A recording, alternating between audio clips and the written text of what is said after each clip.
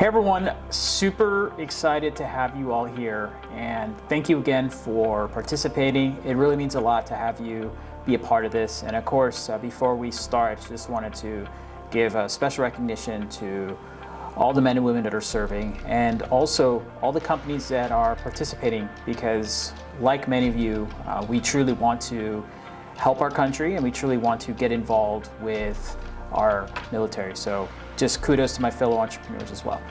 So I'm about to start a little presentation in a moment.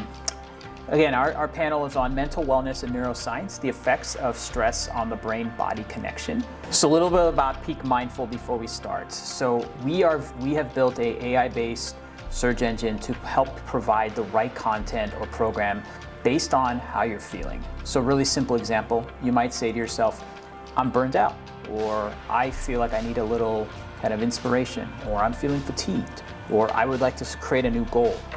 Using original content, both live or pre-recorded, we would provide you a specific solution just to help you at that time. We're in the business of helping you notice a symptom or some type of feeling should you need it, because mental wellness is not something that you just do, 5 minutes a day. We all get overwhelmed with things. We all get anxiety. We all get, different types of things. And sometimes we just need to perform better. So our AI platform will help you with that. So a little bit about me. I'm the co-founder, CEO of Peak Mindful, and my journey in entrepreneurship started a little while ago. I did some work with an organization called Startup America, and I've done various entrepreneur kind of building programs. And it was actually through my journey doing my national FM radio show, talking to various mental wellness professionals and just experiencing a potential burnout with myself, I realized that mindfulness needs to go more mainstream. It can't just be something that is, talked about or too academic or too scientific. Mindfulness needs to use those concepts, but bring it to a mainstream form. And some of our team members that are involved with Peak Mindful, we have a great medical science team. As you can see here, we have some leading medical professionals from Hoag Medical, from Cedars-Sinai, and then our third person, the person you'll see at least on my right, is Martina Hollearn, who I'm going to hand off, who's going to lead this whole presentation. She's with UC Irvine, and she's a graduate level researcher in the fields of neuroscience, cognitive science, and gerontology. So I'm going to hand it off to Martina. Thank you. Hello everyone, welcome. Thank you so much for joining us today. So first, I'm just going to ask a quick question. What type of mindfulness techniques have you used lately? And I'd like you to answer on your polls, or just give an answer. Okay, so it looks like breathing exercises are pretty high up there. That's wonderful. So we are going to do a breathing exercise today, just to make it more interactive and fun. But I also see that visualization is just as high. Thank you so much for your responses. Okay, so let me go ahead and start with a short breathing exercise. It will take about 3 minutes, and if you'd like, we can do it together. The host of this exercise is going to be Navjot Dhaliwal, and she is one of our content creator and content writer, and also she is a professional meditation guidance person. So here we go. Today we're going to be doing a breathwork exercise that I call the two-part breath.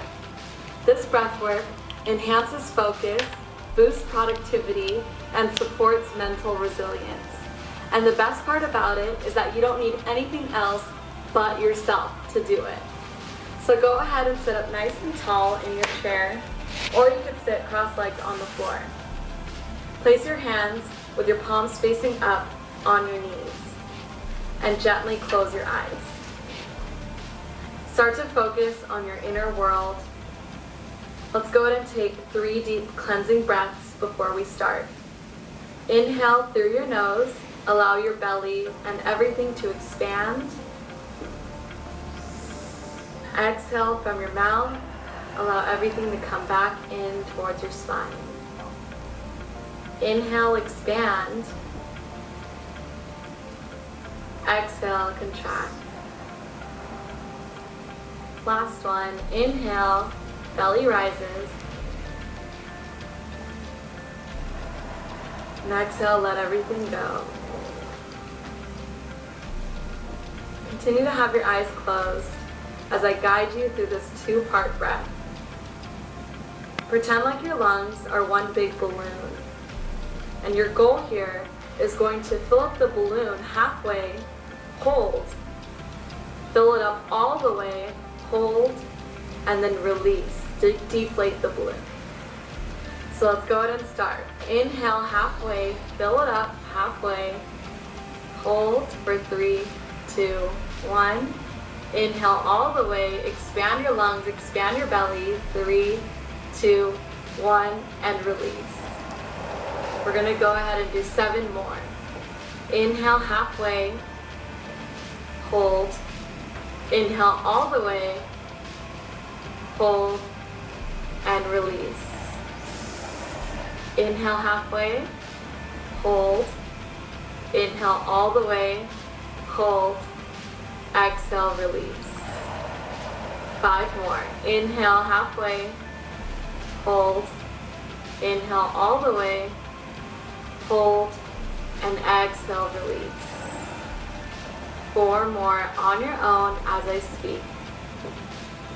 I want you to imagine that with each inhale, you're gently pulling in more of the energy that you want to bring in. More focus, more clarity, and more strength. And with each exhale, you are letting go of all that no longer serves you. Stress, tension, and anxiety. 2 more. Inhale halfway, hold, inhale all the way, hold, exhale, release. And last one. Inhale halfway, hold, inhale all the way, and we're gonna hold for 5, 4, 3, 2, 1, and gently release. Begin to come back to a normal breath. Inhaling, belly expands, and exhale, belly comes back in. Gently open your eyes and observe how you feel. All right, so my next question is going to be asking, how are you feeling right after this exercise? Today we're going to be... So if you could just choose your answer, please. All right, so it looks like we got good as for the most popular answer, and we got a couple of stranges. So whoever picks strange, I'd like you to unmute and just share your experience if you don't mind, please. Yes. I picked strange only because, I mean, it does feel good, but it just feels kind of tingly, loud, so just a little bit unusual. Did you, when you opened your eyes, did you like see a little bit more blue or like a little blurry? No, the main sensation was the tingling. Tingling? Okay. Body. I'm going to talk a little bit about the science behind breathwork, and so let's go ahead and move on to the next one. So I just want to explain quickly. So we just basically changed the connection between our 2 nervous system routes. So if you have taken any kind of human physiology or anything like that, you might have seen this one before. So your autonomic nervous system has 2 routes. One of them is the sympathetic and the other one is the parasympathetic. You can see it on the screen. One of them does the fight or flight response is what we refer to. And usually what that means is that it gets your body ready for any kind of action. So basically it dilates your pupils, it inhibits salivation, and it inhibits any kind of stomach activity, which are usually more in the relaxed state. And so kind of you could feel some sort of cringe in your stomach, you feel your heart beating fast, you feel like your lungs are expanding, you might be breathing heavy, you might be breathing shallow. It depends on kind of, everyone has a little bit of a tweak in their own anxiety response or heightened level of response, but it definitely gets you ready for action. And then of course on the other side, the rest and digest state, which inhibits the pupils, and also it helps with salivation, and then it opens up your airways so you can breathe more freely, and it decreases your heart rate, and then it also helps you to digest some food. So both of these together are responsible for any kind of autonomy of our vital functions. So all these vital functions are kind of unconscious to us. Breath is actually one of the ones that we also are unconscious about for the most part, but we could become conscious about it. And once you become conscious about it, breath is one of the ways that you can actually influence this dance between the sympathetic and the parasympathetic nervous systems. So you can actually alter your physical and mental state just simply doing breath work. So these two functions also govern, pupil dilation, salivation, and digestion. It's not shown in the picture, but it also has to do with sexual desire and arousal, and then body temperature. So what are the effects on the body if you have elongated stress? So usually if you're stressed, you are most likely, most of the time, in the sympathetic nervous system state where you are ready to take on anything. And I'm sure a lot of people have felt like that, even if you're working a lot, or if you just drink a lot of caffeinated coffee and things like that, or if you exercise. Although after exercise you have a nice release, here you don't get that good endorphins or those good positive feelings. So your parasympathetic nervous system is kind of blocked. And what does that really do? So you can't really heal, so it affects the immune system. If it's elongated. So if you just feel stressed a little bit, that's not the case. If this is a longer term, then your immune system starts to not be able to function as well because you're not actually in a resting state at all. And then your digestion slows down, so there are possible nutrient deficiencies that can occur. And that happens a lot with anxiety. So there are different kinds of anxieties that exist. I would just highlight the general anxiety disorder. It's a very simple yet kind of awful thing to happen, that people have irritable bowel syndrome with all sorts of different kinds of symptomology. So it could be, you cannot go, or you have to go all the time, things like that. And then the biggest issue about that is that whatever you eat, you just kind of don't get the nutrition from that because you don't allow your body enough time to be able to digest it well and then to absorb all the nutrients. The downside of that also is that when you're stressed and you work a lot, your body is in this excited state where it needs a lot of glucose, a lot of sugar. So any food that you eat is going to translate in your body as glucose, but actually you are going to eventually, once you are in this elongated stress effect and you don't allow your body to recuperate at all, what you're starting to feel is that you're craving more sugary and you're craving more fatty foods because those are high in energy. So you're just going to want to eat those things, and eventually people can have issues with also, it also adds on to the nutrient deficiencies because those foods are not as high in nutrients. So pizza versus blueberries, of course, blueberries have more nutrients. So you can also, if your heart rate is also high and remains high, you can experience high blood pressure in the long run. And you can also experience a couple of interesting feelings as far as the tingling goes, as far as being dizzy and stuff like that. So everyone's anxiety response is different, but they're classic symptoms, and the heart rate and increased heart rate and the feeling of your heart is falling out of your chest is one of the biggest ones. There's also improper breathing. So most of the time, even though when you're in action and when you're feeling like you're going to get like you're focusing a lot, your lungs are expanded and it allows you to breathe a lot. But the issue is that most of us who are stressing, we're stressing at work, and especially in this COVID situation, you're most likely at home or working in an office or something like that. So you're sitting, and most of your energy is not focused on how you breathe. And that's an issue because improper breathing also just not allows your lung capacity to open up to where it's supposed to be. Another problem is that oxygen is also one of the nutrients that your brain uses for anything.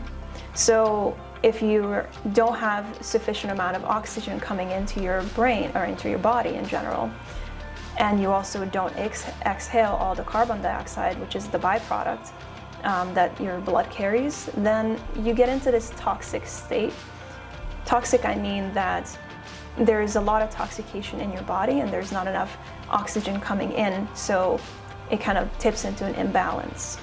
But if you just step back and you just take, a minute or two to breathe and just basically focus on your breathing, and then you can easily tip this imbalance back to normal, and then you will feel better.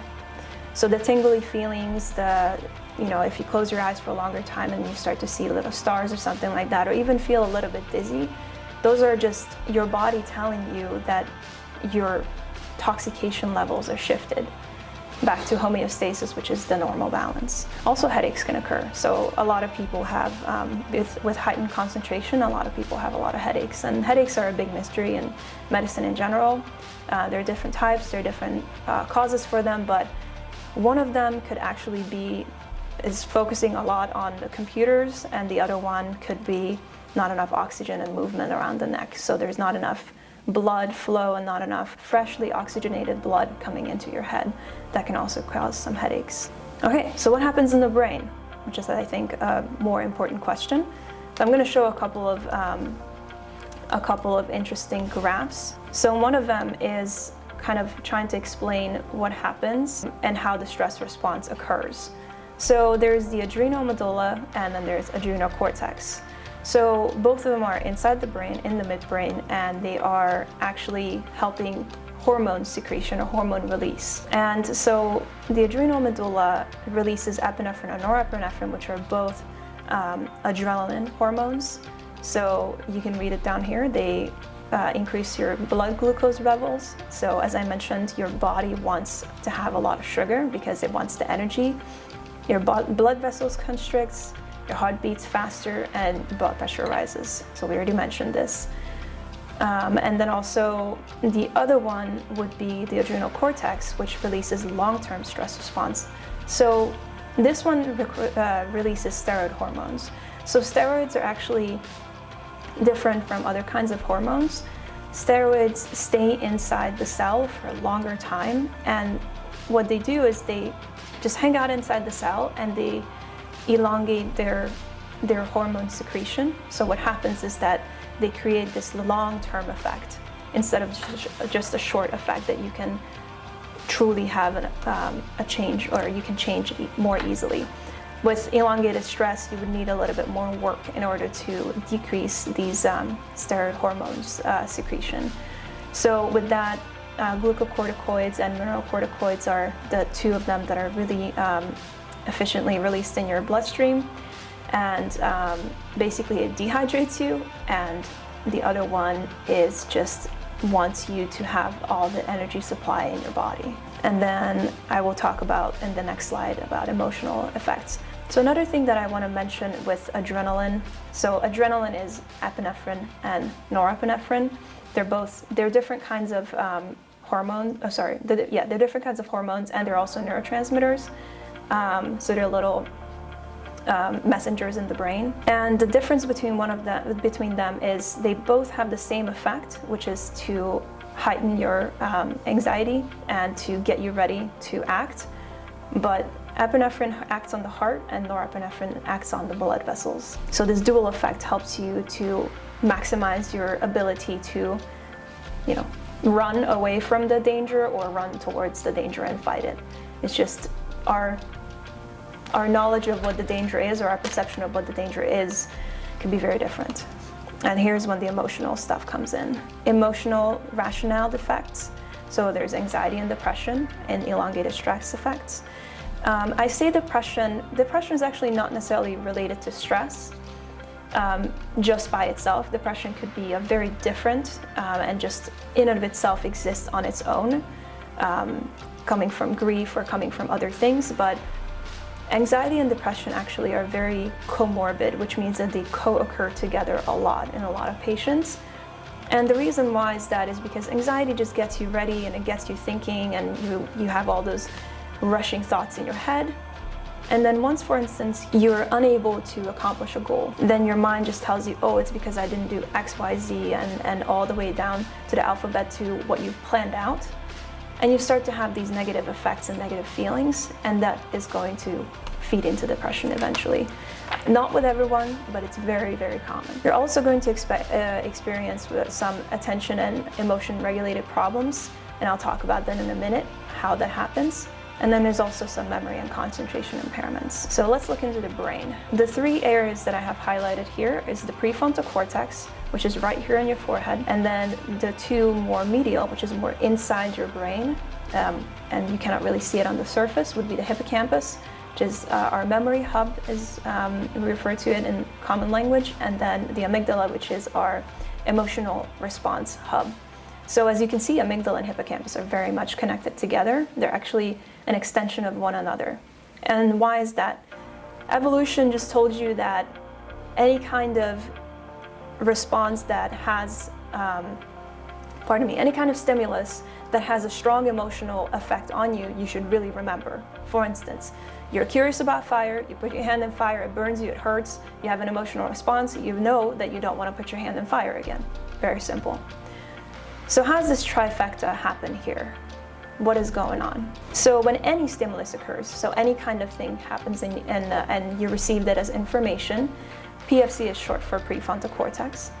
The prefrontal cortex is supposed to regulate the amygdala's threat perceiving response.